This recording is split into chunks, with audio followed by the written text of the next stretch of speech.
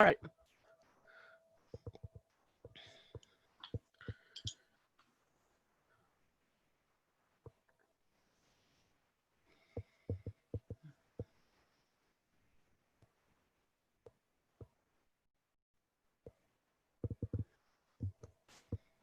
Good morning, everyone. You are in the Virtual Learning Thinking Outside the Web session with Shelby Boyer.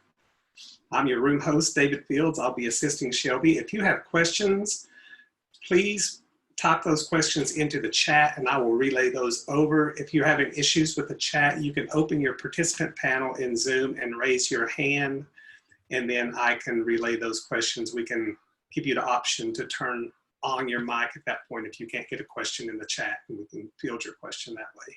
Welcome.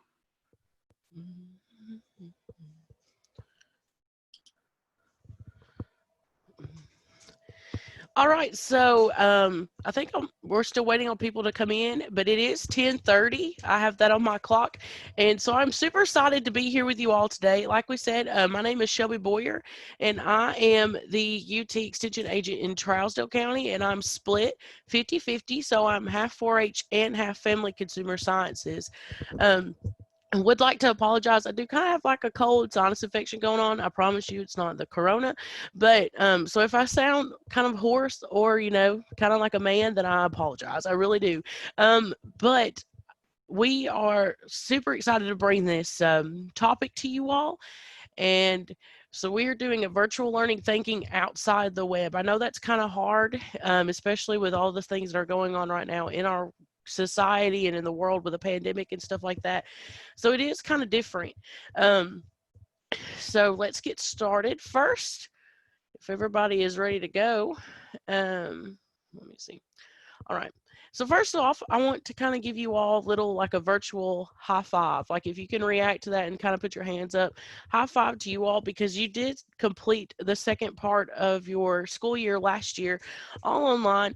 And to me, just like all the healthcare workers and all the other ones that has been out here trying to help with this coronavirus and things along those lines and everybody being quarantined at home, you guys were kind of also on the front lines of it as well because you were having to completely change and adapt and just do all kinds of things with everything going on, and you probably felt like all hope was lost at the end of it all, and in the beginning too probably.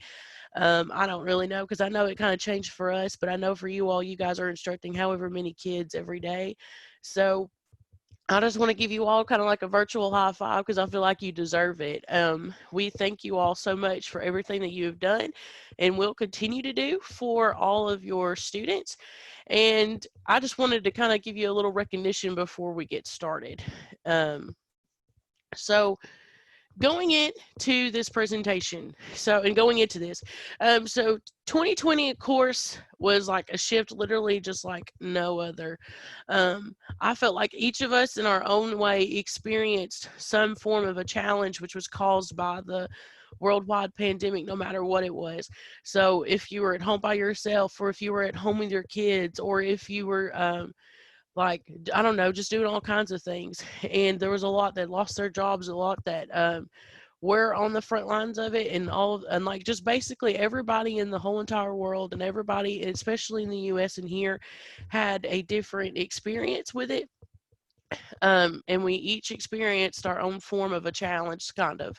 And one of the big challenges for you all, of course, was having to teach virtually, which is something that you do not learn in college. I did get my teaching license when I was there. And one thing that we never ever went over in any class that we ever had was how to teach virtually, which is something I know, I think probably now they're going to work that in to get it addressed. But at first, like nobody knew. And then especially if you're like a well-seasoned teacher and you've been in the classroom for however many years, you know for sure that you probably have never had to teach virtually before, and it was something new for you all. Um, so one thing that I've learned, I mean, and I even learned it before the pandemic because I feel like in extension you have to do this all the time, and it's something that you hear from all agents, is adapt and overcome. So of course adapting or making changes to a comfortable situation. So basically you have to adapt to your environment. We have taught this before. You've learned this in science. You even learned it in your human services classes, that you have to adapt to a situation and you have to make changes to maybe a comfortable situation. So being in your classroom was comfortable, and then you had to overcome. So you had to overcome those obstacles to provide content and proper schooling and all of that other kinds of things, like the information that needed to be passed out to your kids or to your students. You had to be able to do that in a different way. So you had to adapt and overcome. So I want you to know that we do see you and we recognize all of the issues that are faced with this. So you don't think that you're alone. I know that probably during the pandemic and stuff and even quarantine life, and I know things are still haven't really died down. You're not. And we want to make sure that we help you in any way that we possibly can. And I want to make sure that during this presentation today and during this that I have helped you in some way, because we have also had to kind of provide our education that we provide to the community in a different aspect. So I never thought I'd say it, but thank the Lord for social media, because that is something that we have had to use a lot of. And I know that you all have used a lot of different websites and avenues such as Google Classroom and things like that to use for your students. Um, so I'm just letting you know that we see you having to do all those things and make those changes. And it was like on the daily, I felt like. So you're not alone in this, and we understand, but we want to make sure that we help you in any way that we possibly can. Um, so one of the goals, or the main goal here in this PowerPoint in this presentation for you all, is to make sure that you are more aware, be conscious of the different avenues that you can use to instruct your classes virtually. And I feel like there are other resources that are around you and placed even in your community or out there, that do not really require something else, maybe besides a Zoom, or it might just require some form of platform that you can use to contact one another over a video chat. And it might not be Zoom, it could be Google, because Google has some, Facebook even has some, different places and different websites, of course, have different ways that you can communicate with people via the internet.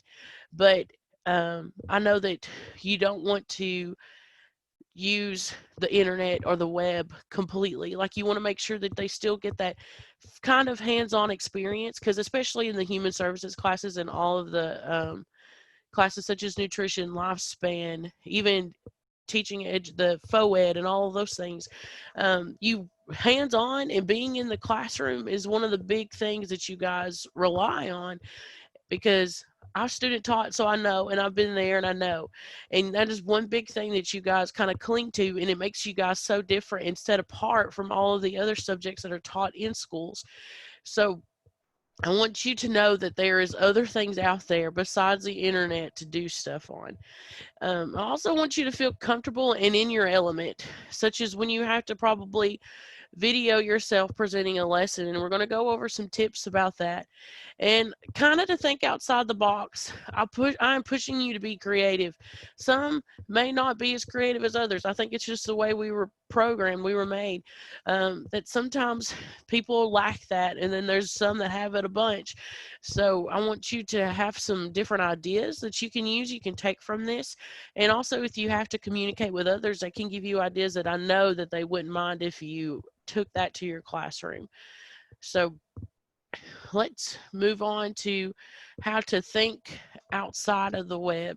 So everything right now, of course, is on the internet, and I feel like you have to really control, or like think hard of different ways that you can do that without having to use a whole lot of the internet.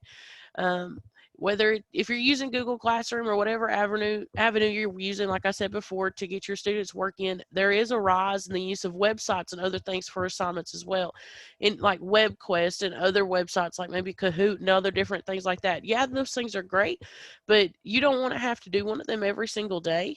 I know that I've asked some teachers, and they have had that concern that they have done that all the time or every day when they have lessons or different things for you guys online. And it's frustrating in a way, because you feel like that's all you can do, and then you want to make sure that you're still effective. But if you have to use the websites and the kids are getting bored, and some schools are like, well, we don't even want them to have to do a whole lot of anything, we're just going to pass all of them and that kind of stuff. So it's hard, and I get that it's hard, but we want to see how we can do hands-on things during all of this. How can we still provide that one-on-one education through it? And how can we even be effective through a computer screen? Um, there's different things that you can do that's outside of those web quests and outside of the Kahoots and outside of all of the virtual things or the websites that you go to online that sometimes you probably would have thought when you were in your classroom all the time, oh, I'll just put them on this today so we can do it one day and kind of give them a little break. But now they want to break from the thing that they were desiring in the school, which is funny. So some of the ideas that I've come up with and some of the examples that you are going to be providing different sources and videos, offering different hands-on approaches at home and all of those kinds of things. So we're going to go into those in just a second here. Is everybody still okay? Any questions or anything so far? Are we all still good? Just A making lot of sure. hellos, and it's good to see you from a lot of places all over Tennessee. No questions at this point. Cool. Awesome. Just making sure. All right. And I'm so happy to see you guys too. I know some of you out there, so I'm so excited that we could kind of do this. But anyway, moving on. So, all of the examples, I'm one of those, I'm like, give me all the examples that you have.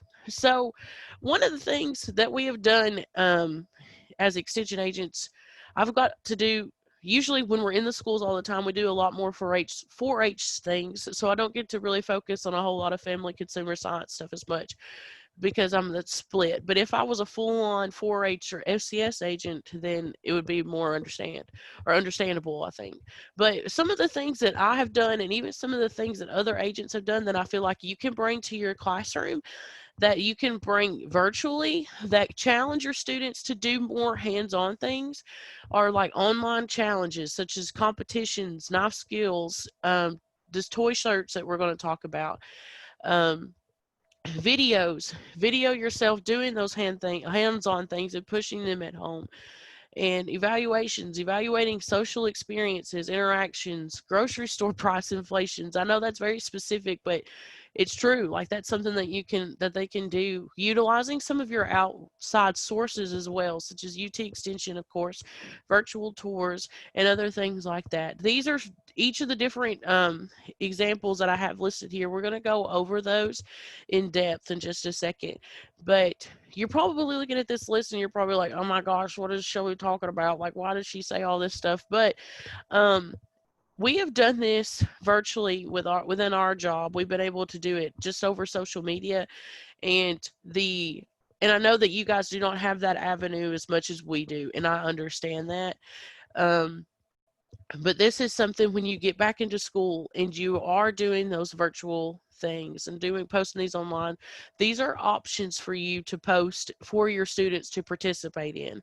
And then I know some of the family consumer science teachers, there are Facebook pages that you can be a part of. You can share those pictures from your students, and you don't have to tell them who they are, but they can vote. And there's a wide range of people on there from all across the U.S. that I know that's going to vote, and they will vote for you, so you know how to do, like, who your winners are and things like that. Um, but these online challenges can be posted like in your Google Classroom and all of those places, and they can upload that stuff in there just fine, because that's how some of us have actually been able to get things from them. So let's go into each of these examples to kind of go a little more in depth. So, online challenges, they're a super fun way to kind of get your students interested into things, and you can even award them in some way, no matter what it is, and they will participate. That is one thing that I have found. If I reward them in some shape or form, any of our 4-Hers or any of the adults, then they're going to participate. That can even be just like a little virtual like a gift card or something that's sent, or even just a little voucher. Like, if you can talk to somebody in the community and be like, hey, like a local pizza place, like, hey, if I did this competition, would you give like so much off of this or that? Because I've reached out to people in the community, and for example, I did a trash to treasure recycle upcycle challenge with my 4-Hers, and our Trousdale County Litter Program donated the prizes for those winners. So we were able to reward them in some way, and I got a lot of participation out of that.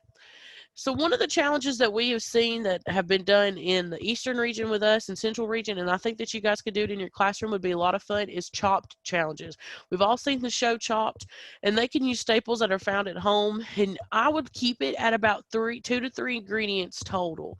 And you can pose them the challenge and be like, okay, so you need to use an avocado and cereal, or however you want to do it, and they have to do something like that, just like the TV show Chopped, and they send in the pictures of what they've created. There's not a time limit and all of that, but they get to be in the kitchen and they get to make something that could be used at home for dinner, and they can do all this, and then they can take a picture of it, and then they can upload it into your Google Classroom or however you're using, or whatever avenue you're using, and then that way you can post them on that Facebook page and be anonymous with it, and they can vote. Knife skills. Challenge them to make a dish at home where majority of it is knife work, and you can see who has the better cuts. I know some people when they're grocery shopping. I know grocery prices and stuff have inflated, but of course they're still trying to buy either fresh produce or have the gardens right now, and nobody was able to do anything during the quarantine time, so everybody is planting gardens. So they've got a lot of things probably that they can use for these knife skills, and it all will tie together later on with the other examples on how you could use that as a challenge. But I wanted to present this one to you first. Baking challenges. Another thing that everybody has been doing during this pandemic, and I've noticed it, is baking all the time. And people are baking homemade bread, they're baking cookies, they're baking brownies, they're baking this, they're baking that.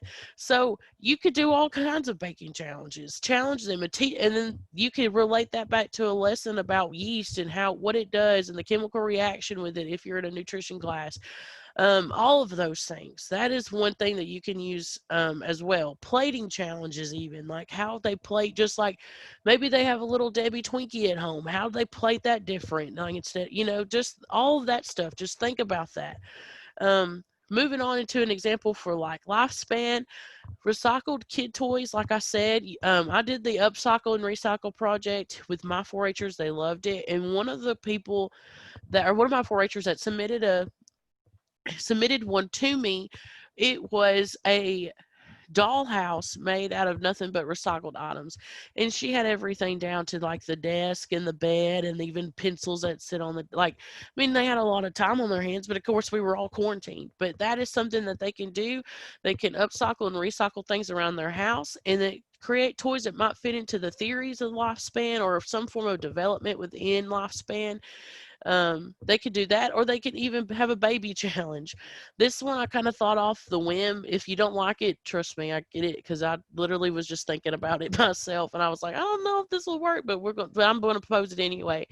You know that you do send home the babies all the time, but have them boil an egg even and take care of it for however many days like a baby, and see whose has theirs that's not cracked and is not apart by the end of the week, or they haven't turned it into like scrambled eggs even. um, because not only have people took home the real life babies, but they've also done flower babies, things like that. So we actually had done that in kind of like a science class when I was in high school. And it wasn't lifespan, it was actually a science class. We had to make sure that our egg was taken care of because we were doing the like parachute drops and stuff. But that was another challenge she had kind of posed, and I had thought that that would be good for a lifespan class. So that might even be one that might be a little extreme, but it will teach them about taking care of, because a baby is not just like not an egg. So like it'll teach them in a new and different way. So after all the challenges, another thing that you can do is you can make videos. So going back to the knife skills, you can video yourself doing those knife skills with the different parts of a knife. You teach them different parts and you show them the different cuts in your video. You can do videos for fun ways to remember the physical development of a 5-year-old. That's just an example. Situations in a classroom for FOED, etc. It is kind of like you're teaching, but you're not. Like you are teaching, but there's nobody there with you. I have done all kinds of videos for extension. That was the only way that we were able to really get out any education to any of our the public eye anywhere. That's just how we were able to do things. So I had done a lot of videos, and trust me, by the first video to the end video, I got better, but there's still times when you mess up or whatever, and it is very intimidating. Um, but it is worth it. I'm telling you, it is worth it. And I've had so many compliments on them.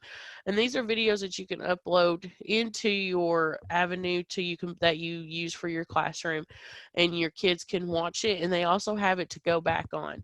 Um, you have the power within the video to say whatever you need to say, and your students can go back, like I said, and rewatch them and finish that assignment or do that challenge or all of these other things. They can be very intimidating, and sometimes you don't know how to edit them. So I use iMovie, and I'll be honest, I use it on my phone. Like, iMovie on here is it's easy for me. I film on my phone, I upload them, and then I just edit them. And there's places that you can like break apart things, add in captions, those kinds of things. iMovie is a good option, and I know that a lot of classrooms and a lot of schools give you like Apple or MacBooks or any Apple product, or at least that I have been around. And if not, I know that other computers have different avenues that you can edit things on, such as Adobe, Premiere. Those are just a few examples of software that you can use. And if you even record on your phone, I know majority of us have iPhones. If you have any questions about editing videos and stuff too, that could be for another time, but I will help you in any way that you possibly need it. Okay, moving on to evaluations. Evaluations is something that you can also do, and I mean, just for me, my personal experience, I have gone when I go out in public, when I go out to grocery shop and things, the way that people have treated other people or the way that things have gone on through in the grocery store, at a restaurant, our whole society has changed. We're not in the old normal anymore. We're in a new normal. And so one of the ways that your students can kind of get out there, because now they are getting to go out, is evaluate the way that the pandemic has affected things such as your mental health, your social emotional development, the elderly, all of those. Another thing that they can do is evaluate grocery store prices. One of the things that we have on our extension website, and even like TNCEP and SNAP-Ed have, is comparing the prices of different items to see what you can get more bang for your buck. So I encourage you to have your students go out and compare the prices of beef, compare the prices of milk, dairy, all of those things that our farmers have been struggling to get to us because of this. So I feel like consumer education right now it's key. It's something that we have that not many people want to address, but it is something that we can do as teachers and as educators to kind of put that out there so they can get this into their kind of get it in their brain, but also put it in their curriculum to learn. Like, I know that this is something that maybe your finance teachers would do, but you, as especially human services and facts, teach this. Like, this is something that they need to know. Um, it can definitely help them, especially if their families are budgeting each and every month. Um, Interactions in the public. Everyone has been affected some way, and people, of course, are scared. We're in fear. So have them evaluate social tension. Like, I went to the grocery store the other day at Kroger, and there was a man that yelled at another man, and there was social tension there. So that would be something they can evaluate. Infant supplies and toys.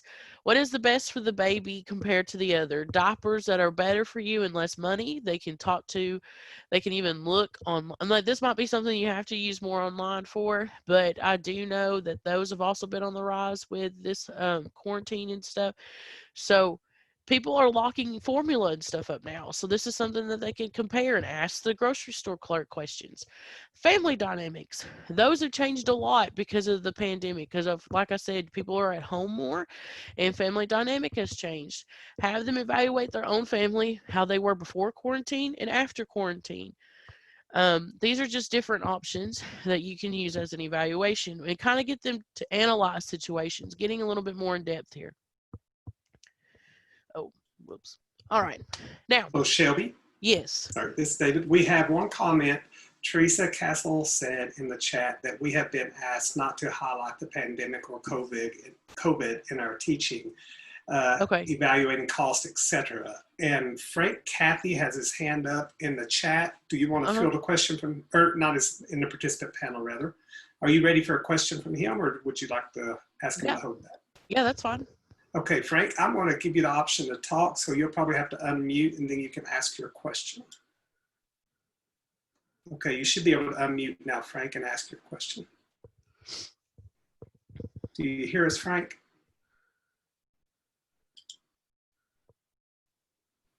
Okay, I don't think he hears us, I don't think. Okay, Okay. I think we should just carry on then. Okay. Yeah. I did not know that about the. I guess I was just going off of what I have been doing. So I'm so sorry. But I know that each school and each person is doing different things. So I'm guessing like do it up to you, and you can be as discreet or as not as you need to be. I had no clue about that, but I didn't know if y'all were going to or not. So, um, if not, I hope any of the other ideas that I have thrown out there have been helpful. But if we have any more questions about that, we could definitely talk about that in just a second. But I'm going to move on. All right. So the outside, it's different. It's crazy. There's numerous resources though that you can use to bring new ideas and insight into your virtual classroom. So here's just a few examples of those. Of course, UT Extension. I'm not saying that just because I'm an employee. I'm saying it because I know a lot of extension offices all around the state, and each of them have different things that you can use in your classroom. And I feel like that sometimes it might be a source that nobody really remembers, but we have different agents, and there's also different things on the University of Tennessee Extension website that you can use. So contact your local extension office, and we are open to do like virtual classes or provide you with subject information for all kinds of programs that are offered. Everything from food preservation to babysitting to this, and like there's so many different things that we can do, and not just for family consumer sciences, but any ag teachers that are on or anybody that you know, pair with us. 4-H agents, there's so many different things that we can do for you all, and we want to be a resource for you guys. So don't hesitate to reach out to your extension offices. Virtual tours. So I know a couple of things that we have been able to do as 4-H agents, and I think that you all should be able to do as teachers. If I mean, it doesn't hurt to ask. All I can tell you is no, is to call local businesses or other places and see if they're willing to set up a virtual tour, or maybe even an interview with your students that they can participate in via Zoom, such as restaurants, clinics, factories, dairies, you name it. I know a couple of the 4-H agent friends that I have that they did like a virtual tour of a dairy, and they just called and asked, and the dairy was willing. Some places might not be as willing, but that is still something that I think that you should at least try and ask, because that is something that they can do. Like, let's say, for example, the Infinity Birthing Center in Cookeville, I think that's what it's called. They give tours, or if you call and set up one, because I was able to go on one when I was doing my practicum, and they might have like a virtual tour that you can do. You can call and ask, or at least call and ask to talk to somebody that works there. And this will be a good opportunity for your students to pick up those interview questions and skills, but not only that, but just to be able to see people out in the field doing things um, within our program area, within human services and health sciences, or whichever ones that you are a part of. Um, and that's moving on to my third point, the interviews with ones in human services fields. Contact your friends and ask around. Schedule those interviews with people that are in the field or in colleges that provide the major within their own college, such as the School of Human Ecology at Tennessee Tech. I know they love it when they get to have future prospects and future students interested in all the programs that they have to offer, and I feel like that program is continuously growing. I know you got to hear from Dr. Elizabeth Ramsey earlier in the week, because I did sit in on hers for just a little bit. And she's great, and all of the ones that work there, the faculty and staff are great. That's just an example of a place, but I know like MTSU might have some, and just different places really, and even like the Culinary Arts Institute in Nashville and all of those places. Just kind of look around and check it out. All right, now, Shelby, I have a few questions and a comment from the chat if you're ready for yeah, that. yeah. Okay. Uh, Taylor Key says, is Extension planning on doing virtual meetings with classes since we cannot have visitors? Yes, we are able to do whatever program and however we need to do it. We are preparing for a lot of our 4-H clubs or any other things like that to go virtual, and we are willing to do whatever you all can do because we know that we are going. There's school systems are going to have those limited visitors coming in and out. So yes, we are prepared for that in any shape or form. And it doesn't even have to be the one in your county if you can't get a hold of them, reach out to another one, especially if it's going to be virtual because we're here to do whatever you need. So, yes, to answer your question, yes, we are prepared Okay, for that. Hmm. great. Thank you. And there's a few other comments. I'm not sure how they're related, but I'll go ahead and pass this along. Connie Bell said, my local agent even had an empathy belly and a Hmm. great talk complete with graphics. And Catherine Vincent said, I don't think Infinity is a birthing center anymore. I think they just see normal OBGYN patients. Oh, yeah, see, the things change. I never know. But I knew that that was an option a while back. So that might just be, it might not be as much anymore. But yeah, at least that's good to know just in case, for future reference for anybody. But yes. Um, all right, awesome. Good. Okay. So moving on. Now I know going over this, there's what ifs, of course. So what if they can't get this? What if they don't have this at home? What if they don't have it service at home? What if they don't have this? I understand that because we've have also dealt with that before. And dealt with that in our jobs. But there are so many things that students do or do not have, and it is okay. So there are some things that I've seen some other teachers from other states do, and this was one that I really wanted to highlight was the non-perishable food boxes. There is a school system somewhere in another state, and I saw it online. She's a fax teacher there, and her teacher or her students they're coming back, but it's only going to be either like part-time or like they're prepared to if they have to go virtual after a couple of months of being in the school, those things she is prepared to use her money. I know that you all probably know how that works better than me, but to you for non-perishable food items that she can send with her kids at home to take home that they can use for the classroom purpose. So they can still do like if they had a lab over pasta, that she can send the dry pasta home with them because that's going to be a thing that can last in the in your cabinets in your pantry for a long time. Sent that home with them, and they were able to use it and go along with the lesson and it still be virtual. I thought that was a really good idea. I think I have a picture of it. There's like oil and other things. It's let me look and see. Yeah. So there's like beans and rice and peanut butter and canned items and pasta and oil and stuff in there that she even put in like water bottles. And they're called culinary kits, which I thought was really cool. Um, just utilizing your funds in that. I don't know how that works. You probably know that better, but that's just one idea that I had saw. Another thing, what if we are not mandated to push the virtual learning? What if we are just passing everyone? Because I know that there was even some schools, I know for sure one in Georgia that they just passed everybody and they were just kind of like, we're going to move on. Yeah, that can happen. And we all know that schools are doing things different. Each entire school in every county is doing something different. Yes, and we have to obey the orders from all the boards and everybody in the school system. We understand that. Still, I guess just provide those opportunities. Show them that there's more than the online. Do what you can. All you can do is push it, and if they don't take it, then I look at it like that's not meaning to be blunt, but that's them. But just still, as your role as an educator, just push it and just not push it too hard, but just give them the option. What if things change in the mid-year? What if we're only meeting part-time with students? I know that everybody is even meeting part-time at the beginning of the year. Things are constantly going to be changing. This is a new normal, and I feel like we're never going to get back to the old normal that we had before. Um, so all I can encourage you really is to adapt and overcome. Look at your environment, evaluate it, see what's best, and then overcome that. That is something that I've had to do with extension because things can change on the regular, and I feel like it changes all the time.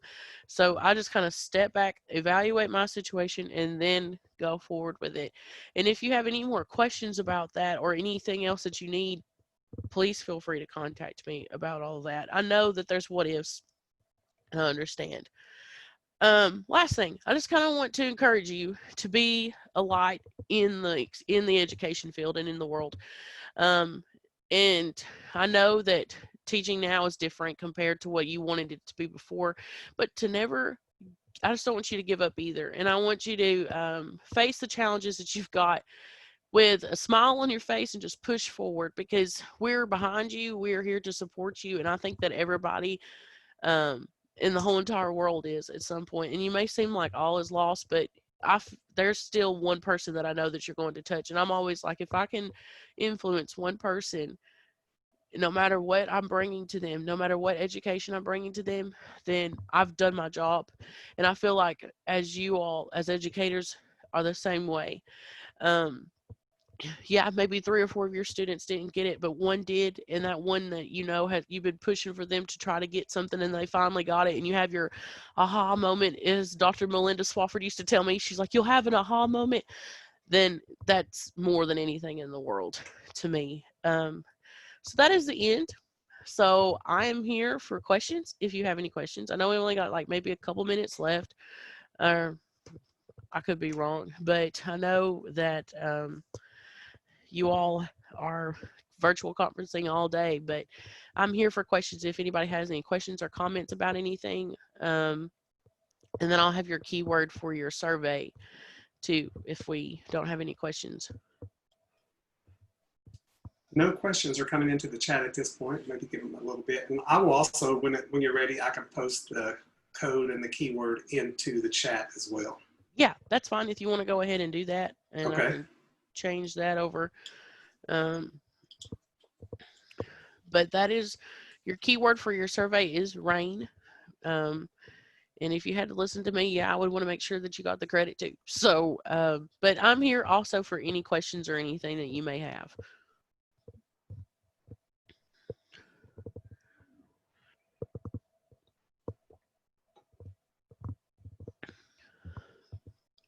It looks like we have people bailing out now of the participant panel. Numbers are going down.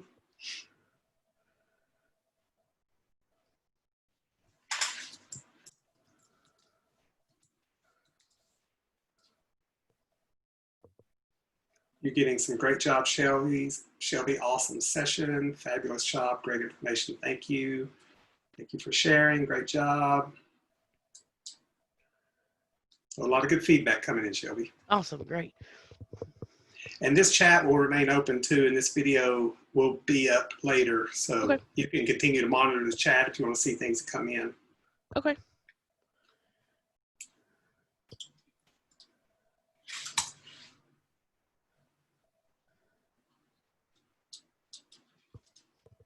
Let's see. Looks like Christy Morgan has raised her hand.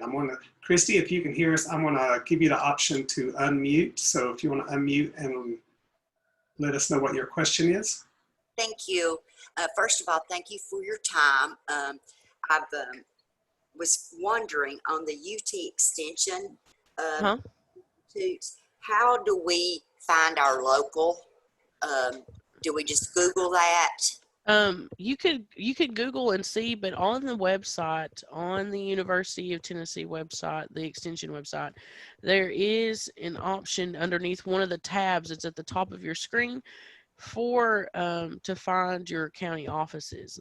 Okay, yeah, I'm in Hamilton County, so I would just go and click on that, correct? Yes, and you can click on it'll be on a Tennessee map, but you can scroll over the counties and see. And if you find Hamilton County, if you click on it, then it'll lead you directly to the Hamilton County extension page on that website. And then all the agents should be there, and then their contact information, such as the number and those things. And I don't know what Hamilton County's schedule is, if it looked like that they were phased in. Or... Yes, I'm not for sure yet either. It's just who knows, But, yes. One more thing I was going to ask, if you don't mind, videos. Yes. You do iMovie. I was thinking about doing those, but can I use like a Chromebook or something like that to video instead of my telephone? You can. I have videoed on, well, I mean, I have a MacBook, so I guess iMovie was on my MacBook already. And Google, your Chromebook might have something on there that you can use as a video editor as well. And you can use it that way, or if you video on your Chromebook, usually you can upload a different video into iMovie as well. I've done Okay. that once. But it was just been easy for me to use my phone because I got a stand to record on. Yes, ma'am. Okay. Thank you so much for your time. You're welcome. And did you say you were in Hamilton? Yeah, Hamilton County. Yes, ma'am. Okay. Okay. And I was just looking on here to see the staff on there. Okay, so Nancy Rucker will be the one that you will contact, and Leslie Collins is there, and she does family consumer sciences. And it's all on the extension website, and they're all there. Their numbers to the office and their email addresses on there too. So, Okay.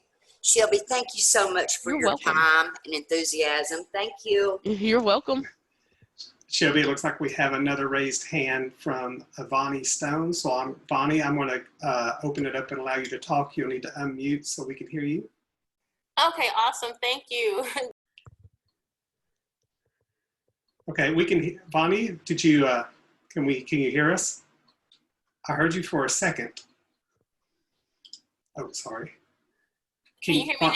Yes, we can. Absolutely. Okay, beautiful. Well, good morning or good afternoon, depending on where you guys are. Excellent presentation. I did want to say that Hamilton County is in phase 2, and that means that we will only have students in the building 2 days a week, and 3 days will be virtual. Half of Tyner Academy, where I'm a teacher, is going to be there on Monday and Tuesday, and then they'll be virtual Wednesday, Thursday, Friday, and then the other half of the student population will be there Thursday, Friday, and will be virtual Monday, Tuesday, Wednesday. So I know you were telling her about family consumer sciences in Hamilton County with Leslie Collins and Nancy Rucker. I was wondering, did you see any resources for health science, which is what I teach? One of the things that us as extension agents do, we have like 5 or 6 different areas that we will do, which is family, food, health is one of them. So your extension agents also will know or have health resources for you. Okay, beautiful. Yes, and if there's anything, like I know some of the even health things might even follow under like TNCEP and SNAP too. You have there's a TNCEP agent there as well, and I mean they help a lot with like education for ones that might receive things like as food stamps and such, things along those lines. But they also do provide health things, and it could even be just like drinking more water curriculum, those things, like stuff like that.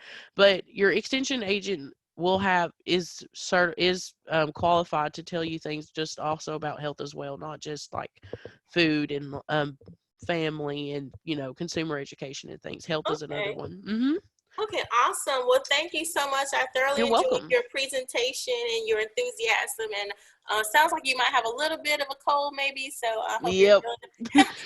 Well, I'm a nurse, so I hope you feel better soon. Thank you. You're welcome. You guys both have a great rest of your day. You too. Thank you. Oh, I will, because today's my birthday. Oh, happy birthday! Thank you. All right, bye-bye. Bye. Shelby, that looks like all the questions from the participant panel and from the chat, and it's time for me to go on to my other session. So I'm going to leave you here if you want to hang out, or you can close the meeting if you want. Okay, thank you. All right, thank you. Have a great one. It's been a pleasure. You too, yeah.